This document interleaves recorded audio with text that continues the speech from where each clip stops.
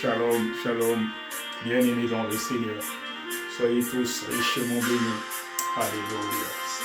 Jésus, emmène-moi près de toi, près de ta face.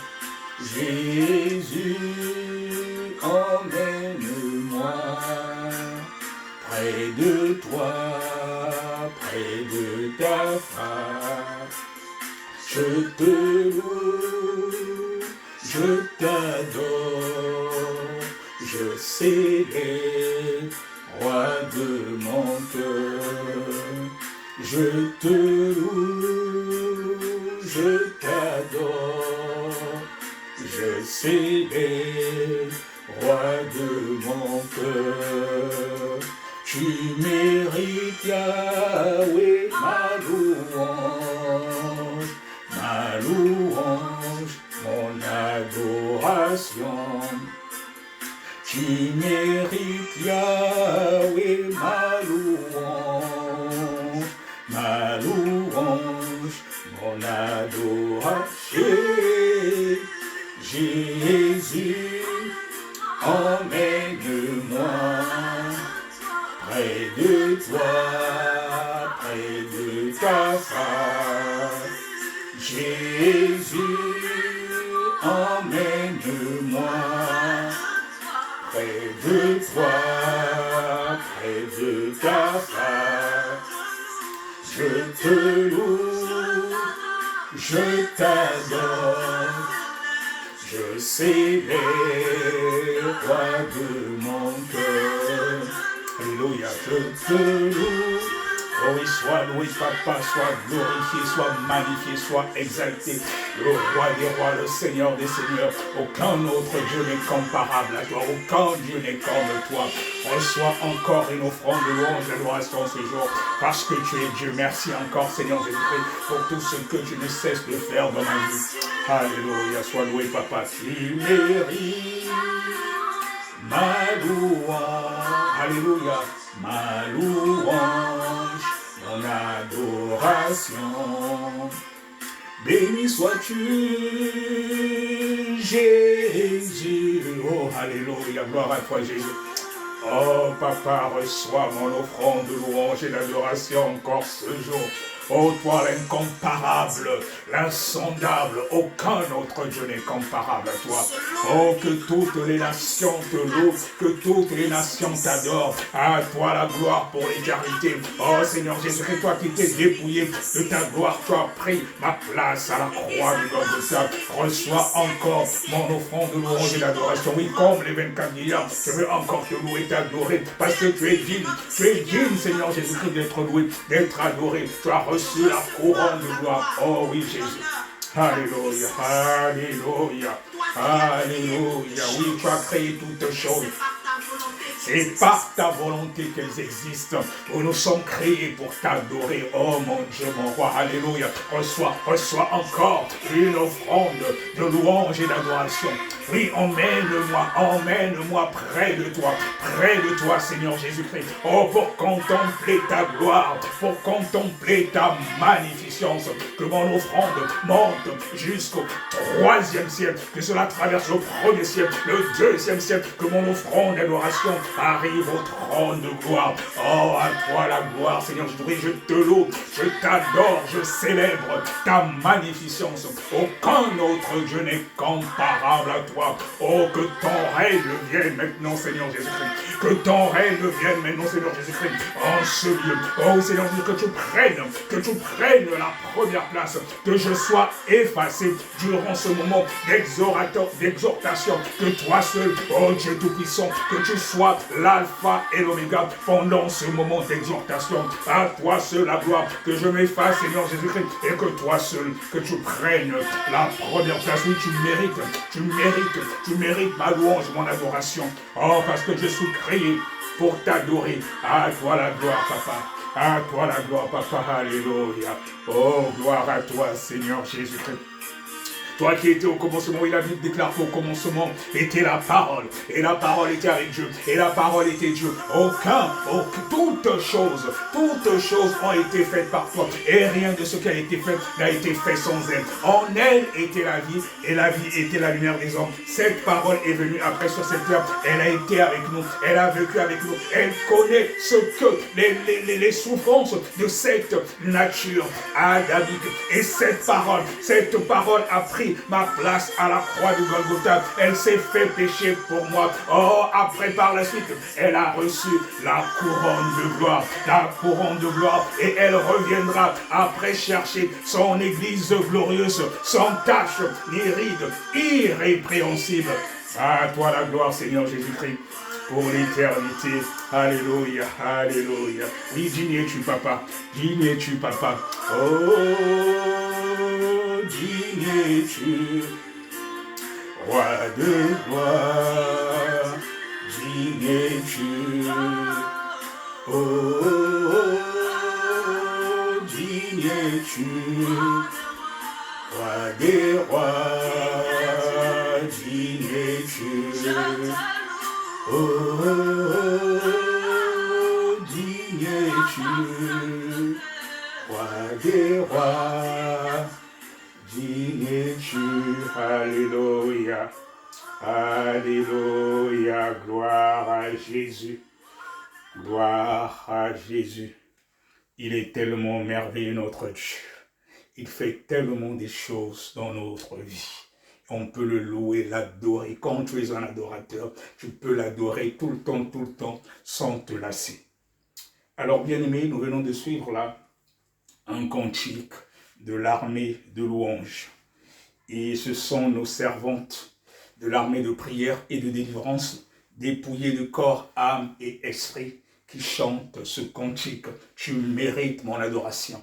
Quand j'écoute ce cantique, je suis transporté et je peux l'écouter en boucle, en boucle. Cela me fait du bien et je sens la présence des anges. Oui, ils sont là.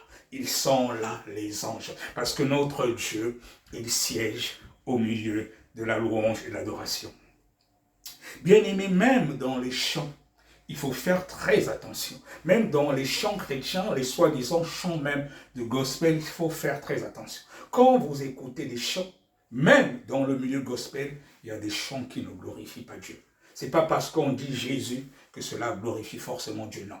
Il y a des gens, il y a même des chantres qui ont signé des pactes avec la sirène des eaux, qui sont dans la cabale juive. Et des fois, parfois, quand vous écoutez certains chants, il faut demander à Dieu, est-ce que ce chantre-là, il est réellement avec toi? Il y a beaucoup de chants de nos jours, vous écoutez, et il y a des rythmes qui sont semblables à ceux du monde. C'est comme si vous écoutez certains artistes du monde, ils s'inspirent du même rythme et ils parlent de Jésus. Ce n'est pas certain que ces chants glorifient Dieu, faisons attention. Il y a des gens qui sont encore dans le monde et bon, mais ils veulent, c'est toi qu'on dit qu'on emmène le monde dans l'église. Comme ils ont encore cette nostalgie-là, ils composent des chants en se basant des rythmes du monde et ils parlent de Jésus alors que Dieu n'est pas dedans. Quand tu écoutes un chant qui est inspiré de Dieu, il faut que ça te transporte. Il y a beaucoup de soi-disant chantres de nos jours qui sont plus dans le commercial. Tous ceux qui font des concerts payants comme les gens de ce monde, alors que le Seigneur Jésus a dit, vous avez reçu gratuitement, donné gratuitement.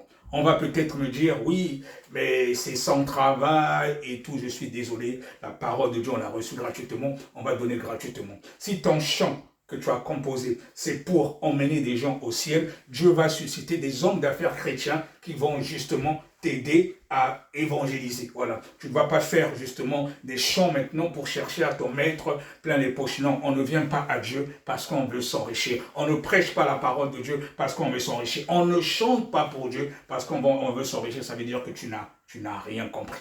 Dieu a dit, vous avez reçu gratuitement, donné gratuitement. Un serviteur de Dieu ou un chantre, un véritable chantre de Dieu ne doit pas faire comme les gens de ce monde. Faisons très attention. Et beaucoup seront surpris au dernier jour à cause de ces choses. Donc, ce qui fait que de nos jours, il y a certaines chansons où vous entendez même parfois Jésus dans ces chants. Nous n'adorons pas le même Jésus. Je vois même certaines chansons, même chez certains artistes, même des jeunes dames, vous la voyez habillée comme une sirène, avec des faux cheveux qui arrivent jusqu'au pratiquement à son derrière, avec des faux ongles, voilà, des faux cheveux, faux ongles, faux cils, make-up comme pas possible. Elle ressemble vraiment à la sirène des eaux. Et elle chante Jésus. Vous êtes certain que les gens qui regardent ces soi-disant chantres, cela va faire en sorte qu'ils puissent, quand être convertis, ils peuvent venir, c'est-à-dire qu'ils peuvent être attirés, aller même dans des églises. Il y a beaucoup de méga-churches de nos jours qui existent où il n'y a pas forcément Dieu. Voilà. Le plus important, c'est-à-dire que ce n'est pas que les personnes, qu'on puisse remplir les églises, mais que ces personnes soient réellement sauvées, qu'on sente une transformation radicale dans la vie de ces personnes. Il y a des gens qui peuvent venir à l'église, ils emmènent tout simplement le monde dans l'église. Et c'est ce qui se passe de nos jours. On voit des gens, même des rappeurs, voilà, avec des boucles d'oreilles, ils viennent, ils chantent pour Jésus, mais Dieu n'est pas, je suis désolé. Moi, je ne viens pas sur les réseaux sociaux pour caresser les gens, moi, je viens pour prêcher la vérité, voilà, l'évangile de la sanctification totale, parce que moi, mon but, c'est de remplir le ciel. C'est vrai que notre Dieu, il est miséricordieux. Il donne le temps à chacun pour se repentir. Il y en a qui peuvent se dire, oui, il y en a qui peuvent mettre des boucles d'oreilles comme les jeunes, pour attirer les jeunes. Ils font du rap. Déjà, le rap chrétien, ça n'existe pas, c'est du n'importe quoi. Le rap, déjà, par rapport à son essence, c'est une musique de violence. Dieu n'est pas dans ces histoires-là. On peut se dire, oui, ben on va rapper, comme ça, on va attirer les jeunes. C'est bien, je n'en dis combien pas. Vous allez remplir vos églises, bâtiments avec des jeunes qui vont venir, sans être convertis, ils vont chanter Jésus, mais ils n'ont pas de vie de sanctification, des coureurs de jupons, ils vont venir faire n'importe quoi, c'est-à-dire ils amènent le monde dans l'église, mais sans être convertis.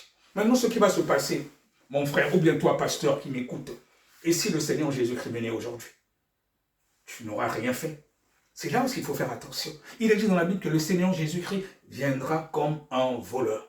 Faisons attention. Et même parmi les serviteurs de Dieu, il y en a beaucoup qui ne sont pas délivrés.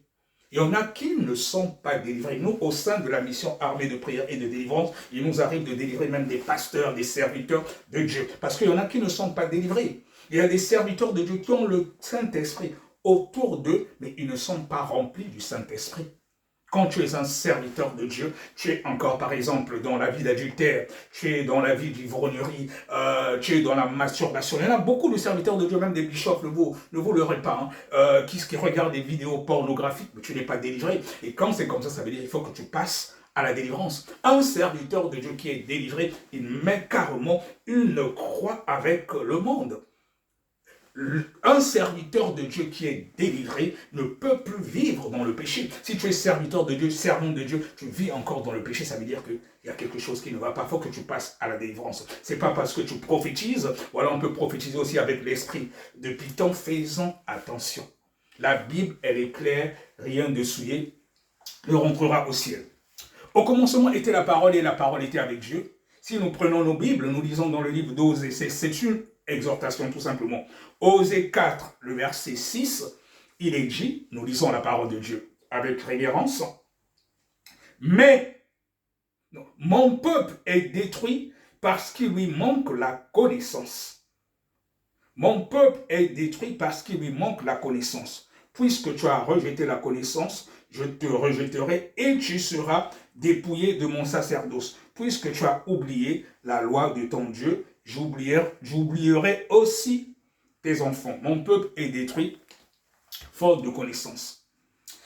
Bien-aimés dans le Seigneur, aujourd'hui, on parle beaucoup de l'évangile, du dépouillement total du corps, âme et esprit. Il y a certains serviteurs de Dieu qui ont l'habitude de prêcher aux gens que Dieu regarde au cœur, que Dieu ne regarde pas au corps. C'est faux. C'est faux, c'est faux. Dieu est saint et la sainteté est le premier de ses attributs. Ne rentreront au ciel que ceux qui seront saints de corps, âme et esprit. Rien de souillé ne rentrera au ciel. Et ça, nous pouvons le lire dans le livre d'Apocalypse 21, le verset 27. Il est dit, « Il n'entrera chez elle rien de souillé, ni personne qui se livre à l'abomination et au mensonge. Il n'entrera que ceux qui sont écrits dans le livre de vie de l'agneau. » Rien de souillé ne rentrera au ciel, mon frère, ma soeur. Quand tu mets du faux sur toi, que ce soit des faux cheveux, déjà tout ce qui est faux, essuyez. Faux cheveux, faux cils, faux ongles, je suis désolé, c'est pas pour t'emmerder, ma sœur. En fait, c'est parce que j'ai le souci de ton âme. L'Esprit ne cesse de m'interpeller, de prêcher sur cela. Tout ce qui est faux ne rentrera pas au ciel. Tu es servant de Dieu, tu prêches, tu as du faux sur toi, sois certaine que Dieu n'agrée pas ce que tu fais. Tu as peut-être reçu des dons. Par sa grâce, quand il donne les dons, il ne les répond pas. Mais tant que tu es dans du faux, si aujourd'hui tu mourrais, tu ne vas pas au ciel. La parole de Dieu est claire, rien de souillé ne rentrera au ciel. Parce que ce qui est faux, Dieu n'est pas faux. Tu as du faux sur toi. S'il arrivait aujourd'hui que le Seigneur Jésus-Christ puisse venir, comme il est dit qu'il viendra comme un voleur. Et quand nous lisons dans le livre de 1 Thessaloniciens, au chapitre 4, le verset 16, il est dit, car le Seigneur lui-même a un signal donné à la voix d'un archange et au son de la trompette de Dieu descendra du ciel et les morts en Christ ressusciteront premièrement. Ensuite, nous les vivants qui serons restés, nous serons tous ensemble enlevés avec eux sur des nuées à la rencontre dans les airs et ainsi nous serons toujours avec le Seigneur. Alléluia. Alors, si on va encore dans Éphésiens 5, le verset 27, il est dit, afin de faire paraître devant lui cette église glorieuse, sans tache, ni ride, ni rien de semblable, mais sainte et irrépréhensible. Le Seigneur Jésus-Christ viendra chercher une église glorieuse, sans tache, ni ride, sainte et irrépréhensible. De nos jours, il y a le monde dans l'église. Il y a des églises où vous arrivez, il y a la photo du pasteur. Il y a des églises où vous arrivez, il y a soi-disant un prophète avec une colonne de feu sur la tête et ça devient des idolâtries. Pour certains, c'est leur Jésus. Alors que Dieu ne partage sa gloire avec personne. Je suis désolé, mon frère, ma soeur, tu es dans une église où il y a quelqu'un, soi-disant, qui est prophète avec une colonne de feu. C'est de l'idolâtrie. Il faut sortir de là. Tu meurs dans ça sans te repentir, c'est l'enfer. Pareil que ceux qui sont dans les églises où il y a des représentations, des croix avec des photos de soi-disant de Jésus et qui adorent soi-disant la mère de Jésus. Tu es dans ces églises-là, le Seigneur Jésus-Christ ne partage sa gloire avec personne. Tu meurs aujourd'hui sans te repentir, c'est l'enfer. La parole de Dieu est claire. Les idolâtres n'hériteront point le royaume de Dieu. C'est mon devoir de vérité. Je ne viens pas pour caresser les gens, je viens prêcher la saine doctrine, l'évangile qui conduit au ciel. Pareil, j'ai l'habitude de dire, même à mes amis musulmans, il y en a qui aiment vraiment Dieu, c'est-à-dire que ils ont l'amour, ils font des choses qui sont bien au quotidien, mais cela ne suffit pas pour être sauvé. La parole de Dieu est claire, Jésus est le chemin, la vérité et la vie, nul ne vient au Père que par moi. À un certain moment, il faut demander, je prie pour ces gens-là, les gens qui n'ont pas encore reçu cet évangile de la sanctification totale, afin que Dieu lui-même puisse leur apparaître et qu'il se révèle à eux. Bien-aimés, sache que rien de souillé ne rentrera au ciel. Et l'évangile des temps de la fin. L'évangile des temps de la fin, c'est le dépouillement total du corps, âme et esprit. Et Dieu se révèle de plus en plus à ses serviteurs et à ses servantes.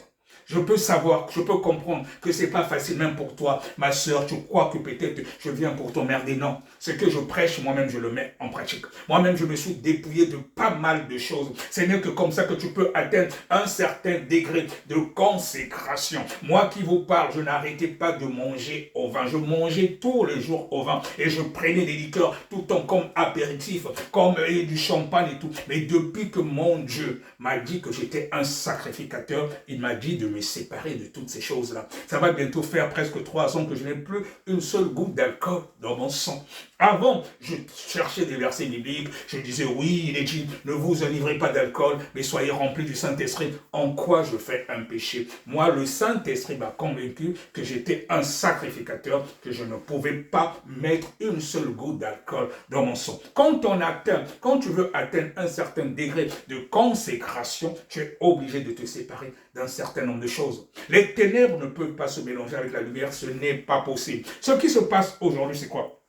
Il y a beaucoup de serviteurs de Dieu parce qu'ils veulent continuer dans l'adultère, dans le mensonge, dans le vol. Comme ils ne peuvent pas vivre comme le Seigneur Jésus-Christ. Donc, ils vont signer des pactes dans la cabale juive. Il y a même des serviteurs de Dieu qui deviennent des maçons, alors que tout cela, c'est du diable. Tu ne peux pas être un disciple de Jésus et être comme maçon, ce n'est pas possible. Je ne suis pas là pour caresser les gens, je viens prêcher l'évangile, la saine doctrine. Donc, il y a certains, comme ils veulent avoir la puissance. Et comme ils ne peuvent pas vivre pieusement en Jésus-Christ, ils vont toucher à l'interdit. Ils vont toucher aux choses du diable. C'est triste. Alors qu'ils vendent leur âme au diable. Et si le Seigneur Jésus-Christ venait aujourd'hui, c'est l'enfer pour l'éternité. C'est ça la vérité, mon frère. Je suis obligé de te dire la vérité. C'est triste, tu es pasteur, tu es parti signer des pactes dans les loges maçonniques. Le Seigneur Jésus-Christ vient aujourd'hui, tu ne seras pas sauvé. C'est l'enfer qui t'attend pour l'éternité. C'est l'enfer qui t'attend pour l'éternité.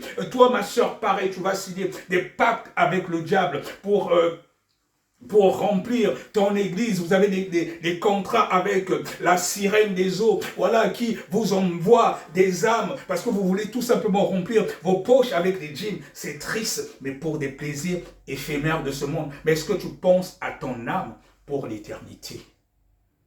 Est-ce que tu penses à ton âme pour l'éternité? Nous devons remplir le ciel et non les églises. Le Seigneur Jésus-Christ revient bientôt. Lavons nos robes, mon frère. Lavons nos robes, ma soeur. Nous ne sommes que des passagers sur cette terre. Le Seigneur Jésus-Christ, dans la Bible, il dit que l'or et l'argent âgés de 8 appartiennent à Dieu. Dieu aussi peut te donner l'argent.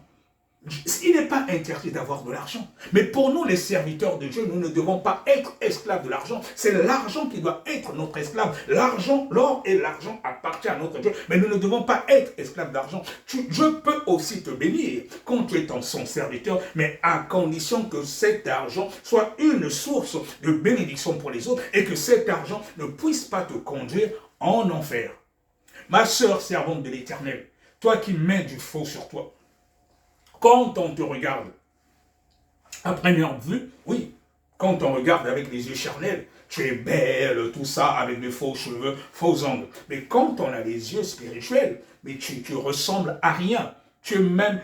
On n'a même pas envie de te regarder. Quand tu regardes les choses en esprit, moi qui vous parle, j'étais dans tout ça. J'aimais regarder voilà, tout ce qui brille, voilà, toutes les femmes avec ces artifices de Jézabel, la sirène des eaux. Quand tu regardes charnellement, oui, ça t'attire. Elles sont jolies et tout. Mais quand tu as des yeux spirituels, il y en a même parfois avec ces mèches-là et tout. Des fois, c'est des serpents même que tu regardes. Quand tu regardes avec des yeux spirituels, je t'ouvre les yeux, tu verras que pour beaucoup, de fois, elles se baladent là, mais ils ont des serpents sur la tête. Il y a des personnes en marchant. Quand tu as des yeux spirituels, tu vas voir, il y a certains qui ont même le corps. C'est notre corps là. Il y en a qui ont carrément des queues de poisson. Il y en a carrément, c'est des sirènes. Quand Dieu vous ouvre les yeux spirituels, vous ne regardez plus les choses de la même façon.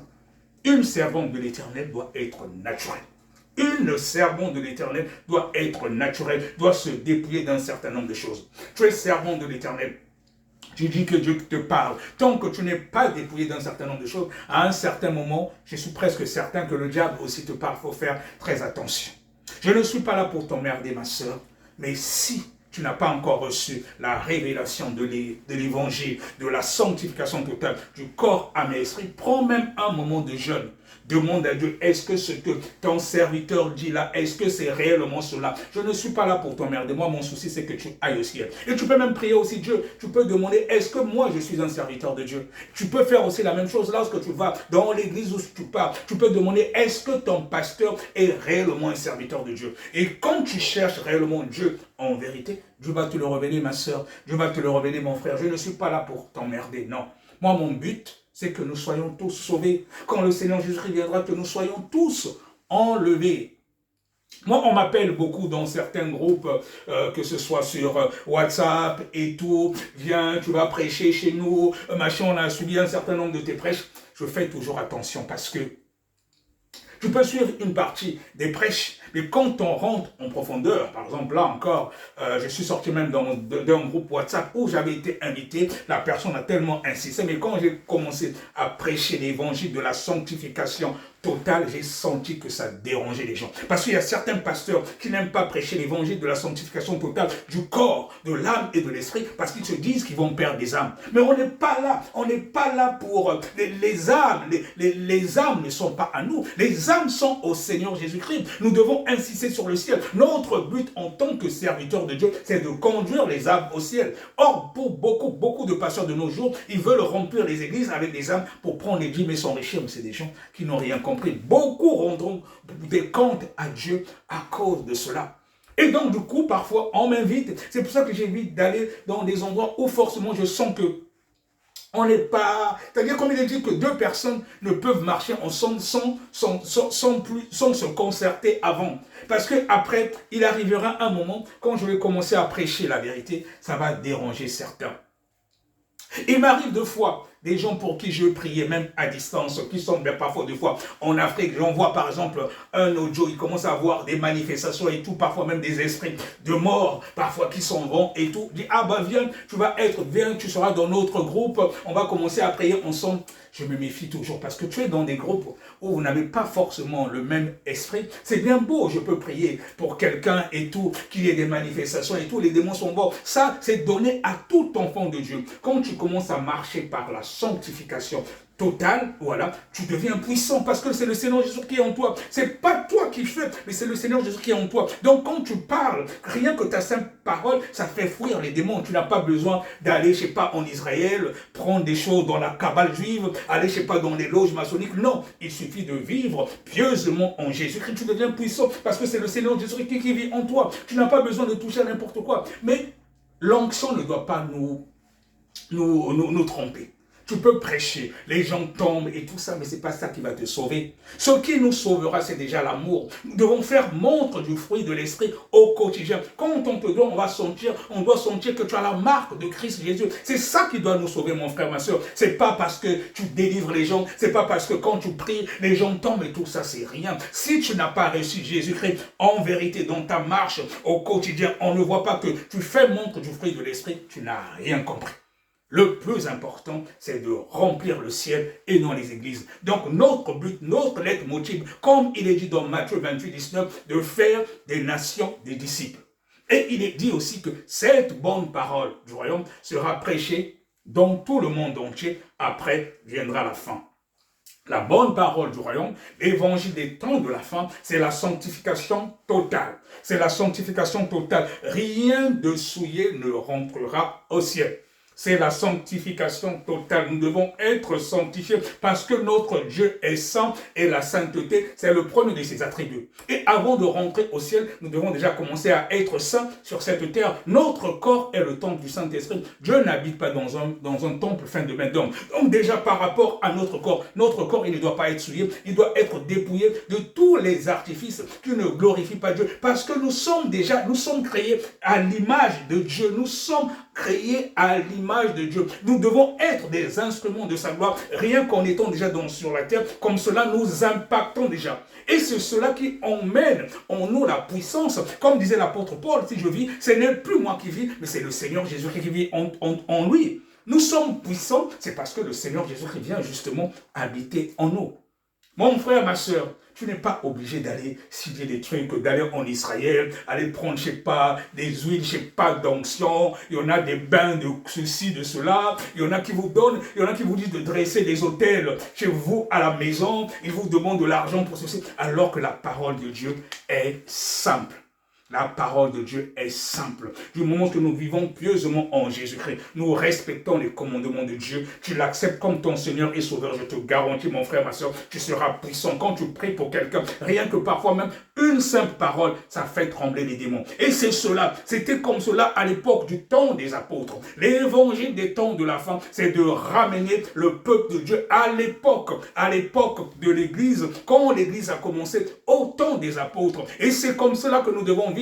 Et non, aujourd'hui, beaucoup, ils font maintenant le commerce. Les églises il y a le monde dans l'église. Alors que Dieu veut nous revenons surtout à notre premier amour et que nous prêchons l'évangile comme l'évangile des temps des apôtres. Et quand tu vas quelque part, il faut toujours voir si ce qu'on t'enseigne, est-ce que c'est en conformité avec la parole de Dieu. Tout est dans la parole de Dieu. Et même quand il y a des révélations, le rhéma doit être accompagné du logos. Et quand je prêche que rien de souillé ne rentrera au ciel, Dieu n'est pas faux. Dieu n'est pas faux. Toi, tu es pasteur, tu te décapes la peau, tu étais noir, tu deviens blanche, le Seigneur Jésus est venu aujourd'hui. Tu ne rentres pas au ciel. Tu ne rentres pas au ciel parce que tu as dénaturer ce que Dieu a créé. Nous devons prêcher la vérité. Le but, c'est de remplir le ciel et non de remplir les églises. Tu es pasteur, tu sors pratiquement avec tous les chantres, tu tombes toujours dans l'adultère. Est-ce que tu es certain que tu as encore le Saint-Esprit en toi? Comment tu peux avoir le Saint-Esprit en toi et aller pratiquement avec toutes les sœurs de l'église? Il y a un problème. Il y a des pasteurs, il y a des serviteurs de Dieu qui ont le Saint-Esprit autour d'eux parce que ce sont des appelés. Mais à leur fort intérieur, ils sont possédés. Ils sont possédés. Il y a une différence entre avoir le Saint-Esprit autour et avoir le Saint-Esprit à l'intérieur. Un vrai serviteur de Dieu qui prie Dieu en vérité, il doit être rempli du Saint-Esprit. Le Saint-Esprit déborde de lui. C'est pour ça quand il dit même à un démon sort, le démon sort de fois, il n'a même pas besoin de crier. Sa simple présence en un lieu fait fuir les démons. Et pour arriver à ce stade, tu dois te dépouiller d'un certain nombre de choses. Dieu ordonne que nous soyons puissants. Les serviteurs de Dieu sont des gens qui sont puissants. Nous ne sommes pas n'importe qui, mais à condition de vivre en conformité avec la parole de Dieu. Nous sommes créés à l'image de Dieu et en tant que disciples de Jésus, nous devons être comme Christ. Soyez tous richement bénis. Je tenais à vous partager ce message. Votre frère, ouvrier du Seigneur Jésus-Christ. Shalom.